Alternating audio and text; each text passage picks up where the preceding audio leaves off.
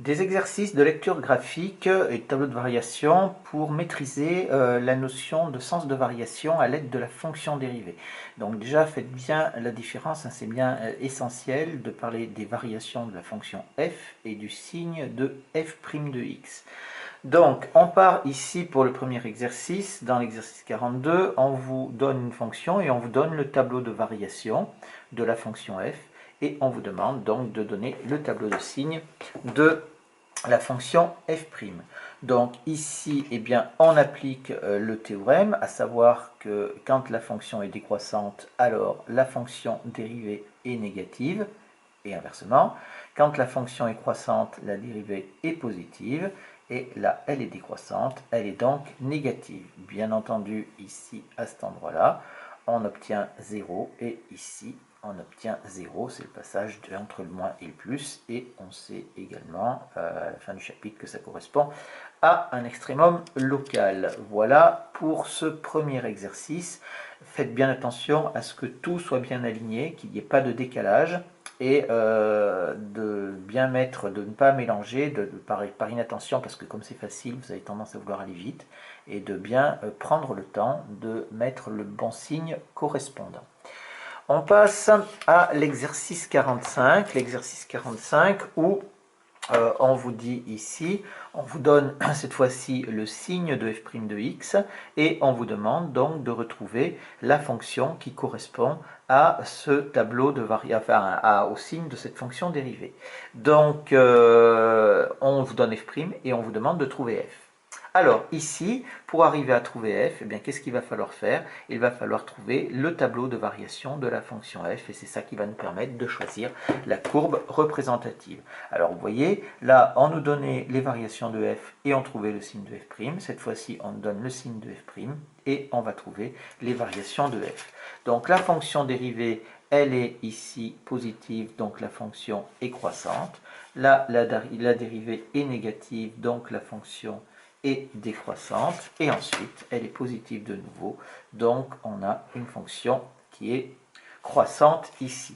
Attention, je n'ai pas de renseignements qui me permettent de mettre les extrémités des flèches dans ce cas-là, dans cet exercice de lecture graphique, puisque je n'ai que les renseignements sur la dérivée, et les renseignements sur f' ne me permettent pas de calculer les images de la fonction f. Maintenant, je sais qu'elle est croissante sur l'intervalle moins 3, moins 2, décroissante sur l'intervalle moins 2, 1 et croissante sur l'intervalle 1, 2. Il ne reste plus qu'à regarder ce qui correspond. Donc, on veut une fonction qui est croissante, décroissante et croissante. Donc, la première ne convient pas. La deuxième convient. La troisième conviendrait aussi. Alors, il faut faire attention. Ici, on voit bien que la première, elle est croissante jusqu'à x qui vaut moins 2, puis elle est décroissante jusqu'à x qui vaut 1. Eh bien, c'est ce qu'on veut, donc il y a de fortes chances que ce soit celle-là. Et effectivement, si on prend la troisième, elle est croissante, mais elle est croissante jusqu'à x qui vaut moins 1. Et après, elle est décroissante jusqu'à x qui vaut 1. Donc celle-là, elle ne marcherait pas parce qu'on n'est pas en moins 2. Donc ici, cette courbe correspond au tableau de variation de la courbe C2. Voilà pour cet exercice. On passe à l'exercice suivant, qui est l'exercice 46, qui est un petit peu long. Donc, on a représenté cette fois-ci les courbes de deux fonctions, CF en rouge, CG en bleu, et on veut trouver quel est le tableau de variation de la fonction f', quel est le tableau de signe, pardon, de la fonction f' et de la fonction g', c'est-à-dire de la fonction dérivée de chacune de ces fonctions f et g. Et on vous propose 4 tableaux de signes, donc il y en aura 2 qui ne correspondront pas à ces deux courbes. Alors, on y va, quand on a quelque chose comme ça, eh bien c'est un petit peu comme au départ, c'est-à-dire que on nous donne les variations, on nous donne la courbe représentative de la fonction f, donc si j'ai la courbe de variation, la courbe représentative, je vais pouvoir tracer le tableau de variation, construire le tableau de variation de la fonction f. Alors on voit qu'elle est décroissante, croissante, décroissante et croissante. Donc on a quelque chose comme ça, décroissant, croissant, décroissant et croissant. On met les extrémités, donc elle est décroissant, ici elle n'est pas arrêtée, donc on part de moins l'infini, on va jusqu'à plus l'infini ici. Elle est décroissante ici, moins 2, attention, hein, on se repère sur l'axe des abscisses, donc on est à moins 2 ici, de toute façon c'est écrit là, hein, on est bien avec les x, donc faites attention. Et pour moins 2, on est ici à moins 1,5. Moins 1,5, donc je fais les deux en même temps. Ensuite, on augmente donc pour aller sur x jusqu'à 1, et en hauteur, on est à 0,5, donc là on est à 1 et 0,5. Et ensuite, on descend pour être de nouveau à 1, 2, 3, à 4 et à moins 1,5. Ici, on est à 4 et on est à moins 1,5. Les extrémités, on ne les met pas parce que ça sera au programme de la classe de terminale. Et donc, si je reprends ça, ma fonction elle est décroissante, donc la f' de x est négative, croissante ça correspond à plus, décroissante ça correspond à moins, et croissante ça correspond à plus. Et bien entendu, aux endroits où ça change de sens de variation, on a un 0, puisqu'en plus on a une tangente horizontale ici en chaque point, et on sait que la fonction dérivée vaut 0 quand on a une tangente horizontale. Voilà pour cette fonction f. Donc on doit avoir moins plus avec moins 2, 1 et 4. Et bien ici, on regarde et il s'agit du tableau de signes de, la quatrième. Donc c'est le quatrième tableau. Donc ici, tableau 4. Voilà pour la fonction f. On fait la même chose cette fois-ci pour la fonction g. Alors la fonction g, on voit qu'elle est croissante, décroissante, puis croissante. Donc on va avoir pour la fonction g, on a dit croissante, décroissante et croissante. Pareil, on est sur R tout entier, donc ça va de moins l'infini à plus l'infini. On met les extrémités des flèches quand on peut, donc elle est croissante ici. Si on le reprend, je vais avoir croissante jusqu'à x qui vaut moins 1, et ici ça vaut 1 sur les ordonnées. Donc là, on est à moins 1 et 1.